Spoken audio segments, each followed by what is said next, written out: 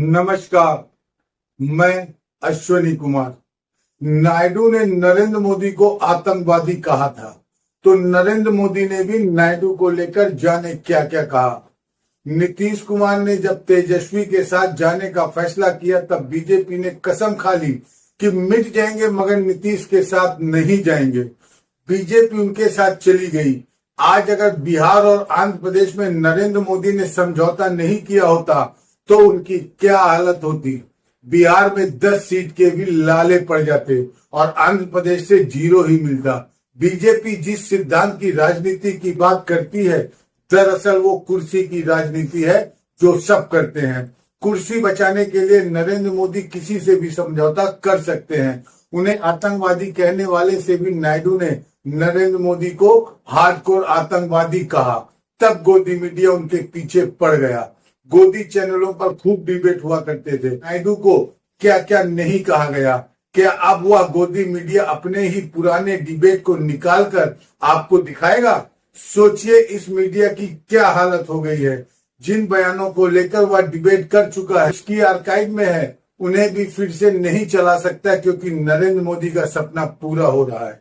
नायडू ने नरेंद्र मोदी को आतंकवादी कहा। नरेंद्र मोदी उनसे समझौता कैसे कर सकते हैं? गोदी मीडिया यह सवाल पूछ ही नहीं पाएगा। అందుకే తమ్ముళ్ళు నేను మిమ్మల్ని కోరేది नरेंद्र मोदी करुड़गट्टिन उग्रवादी। चंद्रबाबू नायडू दावा करते रहे कि गुजरात दंगों के वक्त नरेंद्र मोदी से इस्तीफा मांगने वाले पहले व्यक्ति थे।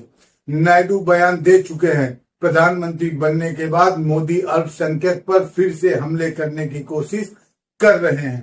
इसके बाद भी नायडू 2014 से 18 के बीच मोदी सरकार में शामिल रहे, लेकिन वहां से निकलते ही उन्हें आतंकवादी कहने लग गए।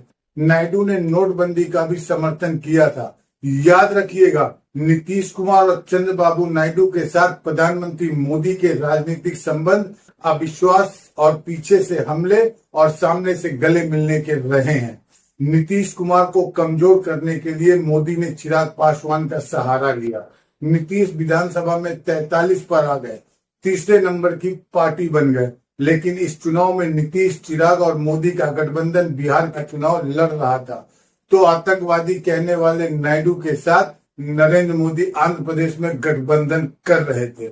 उन्हें इनके साथ गठबंधन करने में कोई दिक्कत नहीं आएगी। केवल नायडू ही नहीं, नरेंद्र मोदी ने भी नायडू को कुछ कम नहीं कहा। 2019 के समय की उनके पूरे बयान खुद दिखाए जा रहे हैं। मोदी ने नायडू की तुलना बाहुबली फिल्म के खलनायक भल्लाल देव से की। बाहुबली फिल्म का विलेन भल्लाल देव अपने ही भाई को सत्ता से हटाने का और फिर धोखे से उनकी पीठ पर वार कर मरवाने का षड्यंत्र रचता है। यही नहीं, नरेंद्र मोदी ने नायडू के बारे में क्या कहा था? उन्होंने अपने ससुर की पीठ में छुरा भोंका है। ये याद दिलाते हैं कि वो मुझसे बहुत सीनियर है। भाई, इसमें क्या विवाद है? आप सीनियर है, इसलिए आपके सम्मान में मैंने कभी कोई कमी नहीं छोड़ी है। आप सीनियर है दल बदलने में, आप सीनियर है नए नए दलों से गठबंधन करने में, आप सीनियर है अपने खुद के ससुर की पीठ में छुरा भोंकने में। अरे आप सीनियर है एक चुनाव के बाद दूसरे चुनाव में हारने में, एक चुनाव के बाद दूसरे चुनाव में हारने में, और मैं तो उसमें सीनियर हूं नहीं। यह सब 2019 के आसपास की बात है। मोदी उस समय चंद्रबाबू नायडू को यूटर्न बाबू कहा करते थे। कहते थे आंध्र की संस्कृति को यूटर्न बाबू से खतरा है। बताया तो यहां तक गया था कि नरेंद्र मोदी अपने दुश्मनों को कभी नहीं भूलते, लेकिन यहाँ तो वे सारी दुश्मनी भूल गए। दरअसल जब नरेंद्र मोदी को लगता है वे मजबूत स्थिति में हैं, जांच एजेंसियां उनके नियंत्रण में हैं, गोदी मीडिया गुलाम की स्थिति में है, वे अपने दुश्मनों पर हावी रहते हैं, उनका घर तोड़ देते हैं, उनके घर से लोग अपनी पार्टी से ले आते हैं। मगर जैसे उनका दांव उल्टा पड़ता है, वह झट से उठकर दुश्मन के घर जाते हैं, गले लगा लेते हैं। गठबंधन की राजनीति को हर बुराई का कारण बताने वाले मोदी इस बार उन दो दलों से गठबंधन करेंगे जिन्हें कभी अपने से अलग हो जाने दिया और उनके सहयोगियों पर उनके भीतर जाकर हमला भी किया। इसी चुनाव में नरेंद्र मोदी के अनेकों भाषण निकालकर आपको सुनाया जा सकता है, जब उन्होंने गठबंधन को तरह तरह से लूट का अड्डा बताया। कुछ भी बोलते रहे, हर एक साल पर एक नया प्रधानमंत्री होगा। ये लोग शपथ ग्रहण समारोह में ही व्यस्त रहेंगे। वहीं नरेंद्र मोदी आज गठबंधन की सरकार बनाने की तैयारी कर रहे हैं। पता नहीं कब नायडू निकल जाएं और नीतीश पलट जाएं। अब आप मुझे बताइए, जिन लोगों के 3 अंकों में लोकसभा सीट जीतने के लाले पड़े हो, क्या ये इंडिया अलायंस वाले सरकार के दरवाजे तक भी पहुंच सकते हैं क्या? और उनका तो हाल ये है जी, वो ऐसी फॉर्मूला बना रहे, 1 साल 1 पीएम, ये फॉर्मूला निकालने में लगे हैं। अगर 5 साल मौका मिले तो 5 प्रधानमंत्री। अब इनको इसकी आदत हो गई। कर्नाटका में भी अभी सरकार बनी, उनकी पार्टी, उनका विजय। फॉर्मूला क्या? 2.5 साल एक मुख्यमंत्री, 2.5 साल के बाद जो डिप्टी सीएम है वो मुख्यमंत्री। ये खेल खेल रहे। इन्होंने छत्तीसगढ़ में फॉर्मूला बनाई थी, 2.5 साल एक मुख्यमंत्री, दूसरे 2.5 साल दूसरा मुख्यमंत्री। उन्होंने राजस्थान में फॉर्मूला बनाई थी, एक 2.5 साल एक मुख्यमंत्री, दूसरे 2.5 साल। और हुआ क्या? ये फॉर्मूला निकालने वाले लोग 5 साल में 5 प्रधानमंत्री देश पर थोपने के सपने देखने वालों को ये देश कभी भी सहन करने वाला नहीं है। और इसलिए ये लोग देश पर गुस्सा उतार रहे हैं। एनडीए रहा है, लेकिन 2014 से 24 तक उनकी सरकार मोदी सरकार ही कहलाई, एनडीए की सरकार नहीं। एनडीए की कितनी बैठकों के बारे में आपको याद है? इस बार जब प्रचार के लिए होर्डिंग लगाई गई तो उस पर बीजेपी के ही दूसरे नेताओं की तस्वीर नहीं थी, अकेले मोदी थे। गठबंधन के किसी नेता की तो थी ही नहीं, नीतीश कुमार की भी नहीं। नीतीश और नायडू को देखकर लगता है आने वाले समय ये दोनों दल नरेंद्र मोदी की राजनीति के शिकार भी हो सकते हैं, क्योंकि मोदी युग में जो भी मोदी के साथ रहा उस दल में टूट हुई है। उसके नेता तोड़कर बीजेपी में मिलाए गए हैं। रामविलास पासवान के निधन के बाद लोक जनशक्ति पार्टी चाचा और भतीजे के बीच टूट गई। चाचा मंत्री बन गए, भतीजा सड़क पर आ गया और नीतीश के खिलाफ लड़ने लगा। इस बार चाचा बाहर हो गए, भतीजा गठबंधन में आ गया है। शिवसेना बीजेपी की बहुत पुरानी सहयोगी रही, उसे भी 2 हिस्से में तोड़ दिया गया। पंजाब में अकाली दल पुरानी सहयोगी रही, उसकी हालत क्या है सभी को पता है। इस शानदार रिकॉर्ड के बीच अगर नीतीश कुमार और चंद्रबाबू नायडू मोदी के साथ गठबंधन में जाएंगे तो उन्हें इन खतरों का ठीक ठीक अंदाजा भी होगा।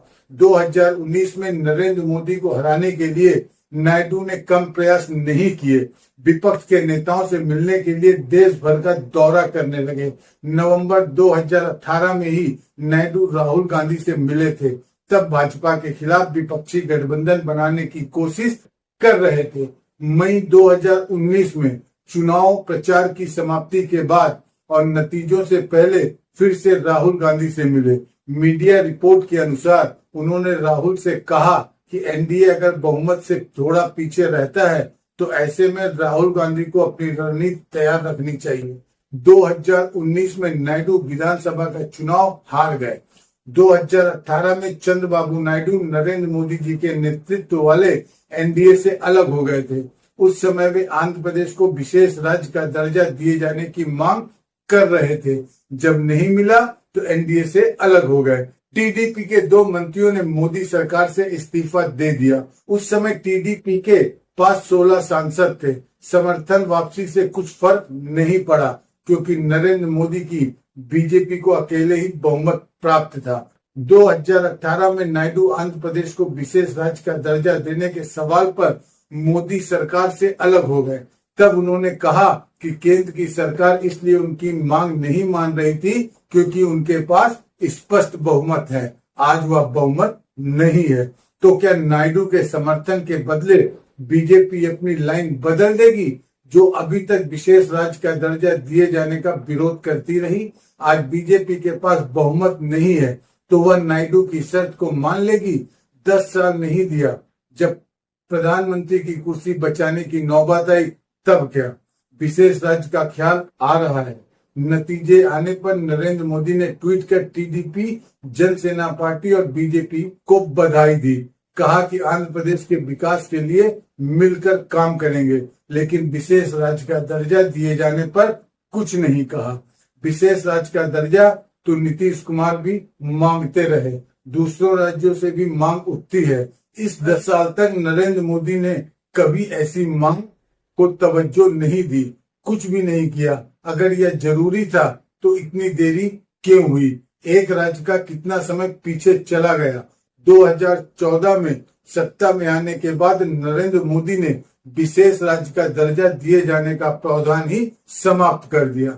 बीजेपी का यही जवाब रहता था कि विशेष राज्य का दर्जा केवल पूर्वोत्तर और पहाड़ी राज्यों के लिए होता है। जयराम रमेश ने टीडीपी के चंद्रबाबू नायडू को ट्वीट किया कि क्या आप अब आंध्र प्रदेश के विशेष राज्य का दर्जा मांगने का साहस दिखा पाएंगे? रमेश ने कहा कि 2014 में तत्कालीन प्रधानमंत्री मनमोहन सिंह ने आंध्र प्रदेश को विशेष राज्य का दर्जा दिए जाने का वादा किया था। जयराम ने लिखा है कि इंडिया गठबंधन यह वादा पूरा करेगा। कांग्रेस ने अपने मैनिफेस्टो में आंध्र प्रदेश को विशेष राज्य का दर्जा दिए जाने का वादा किया था। जेडीयू का डिमांड रहा है कि बिहार को विशेष राज्य का दर्जा मिलना चाहिए। आप साथ में हैं, दो बातें आप क्लियर करें। पहली बात कि क्या ऐसा कोई प्रावधान है देने का, या अगर नहीं है तो क्या ये सिर्फ राजनीतिक शुल्क है? नहीं, ऐसे कुछ नहीं है। बोल रहे हैं कि देना है, उसके ऊपर निर्णय जब भी होगा, मगर फिनांस कमीशन के रिकमेंडेशन में जिक्र करना चाह रहा 2014 से लेकर आज तक, क्योंकि रेट, टैक्स डेवल्यूशन का रेट 32% से 42 हुआ और 42 से 41 हुआ क्योंकि जम्मू कश्मीर में यूनियन टेरिटरी को रीडिफाइन किया गया है। उस रिकमेंडेशन, फिनांस कमीशन के रिकमेंडेशन में रेट बढ़ाने के लिए बोल दिया और सेंट्रल सेक्टर स्कीम्स को कम करने के लिए भी बोला, और सेंट्रल सेक्टर स्कीम्स को उस रिकमेंडेशन के बावजूद भी हमने कम नहीं किया, उसी स्तर पर देते आ रहे। क्या इस आश्वासन भर से चंद्रबाबू नायडू इंडिया गठबंधन की तरफ लौट आएंगे? इंडिया गठबंधन को अगर सरकार बनानी है तो बगैर नीतीश और नायडू के सरकार नहीं बन सकती है। उसके बाद ही दूसरे दलों के आने की संभावना होगी। लेकिन नीतीश कुमार और चंद्रबाबू नायडू इस वक्त नरेंद्र मोदी के साथ ही जाते नजर आ रहे हैं। गठबंधन की राजनीति बुरी राजनीति नहीं होती है, मगर आईटी सेल ने 10 साल आपको रटवाया है। आज आईटी सेल भी नहीं भूल पाएगा। गोदी मीडिया ने बार बार बताया कि लूट के लिए गठबंधन की राजनीति होती है। स्पष्ट बहुमत जरूरी है, मजबूत नेता जरूरी है। गठबंधन का प्रधानमंत्री कमजोर होता है। तो क्या अब यही बात नरेंद्र मोदी के तीसरे दौर में लागू होगी? आज जब चंद्रबाबू नायडू दिल्ली आ रहे थे तब गोदी चैनलों पर खबरें फ्लैश हो रही थी कि नायडू ने कौन कौन सा मंत्रालय मांगे। जीतन राम मांझी भी मंत्रालय मांग रहे हैं, यह खबर भी चैनलों पर फ्लैश हो रही थी। चिराग पासवान भी मंत्रालय मांग रहे हैं, नीतीश कुमार मंत्रालय मांग रहे हैं, कोई स्पीकर का पद मांग रहा है। ये सारी खबरें फ्लैश हो रही थी। ऐसा लग रहा था कि 2004 का कवरेज देख रहे हैं।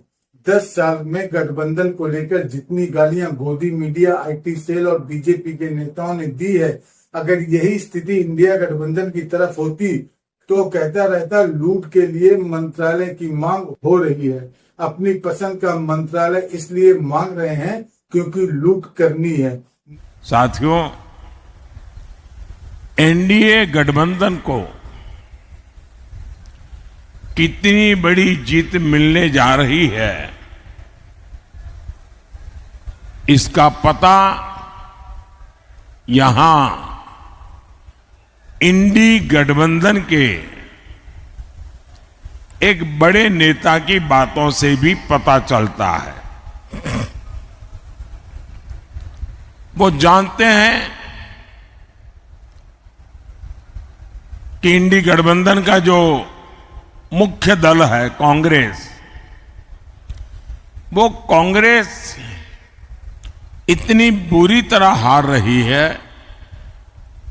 इतनी बुरी तरह हार रही है कि उनके लिए मान्य विपक्ष बनना भी मुश्किल है।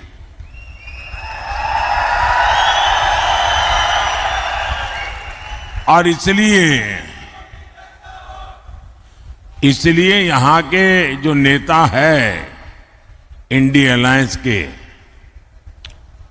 यहां मतलब नासिक के नहीं, महाराष्ट्र के, उन्होंने सभी छोटे छोटे दल जो है, इन दलों को ये सुझाव दिया है कि चुनाव समाप्त होने के बाद इन सभी छोटी पार्टियों ने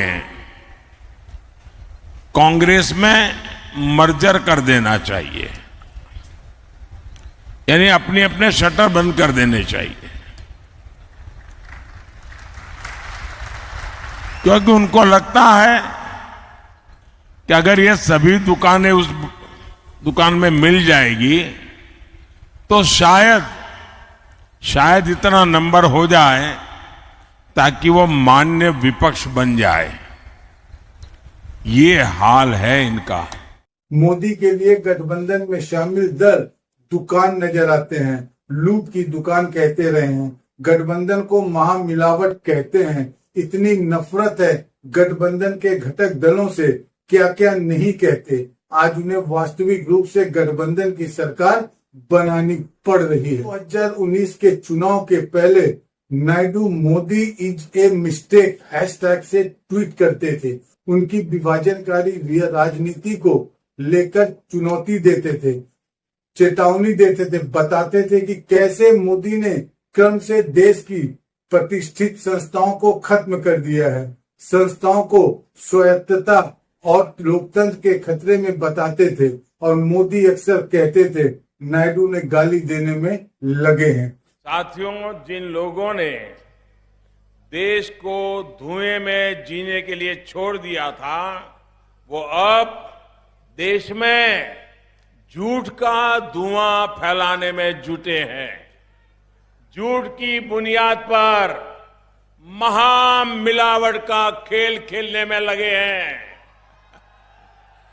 संगत का असर ये है कि यहां के मुख्यमंत्री जी भी आंध्र प्रदेश के विकास के विजन को भूलकर मोदी को गाली देने की कंपटीशन में कूद गए हैं।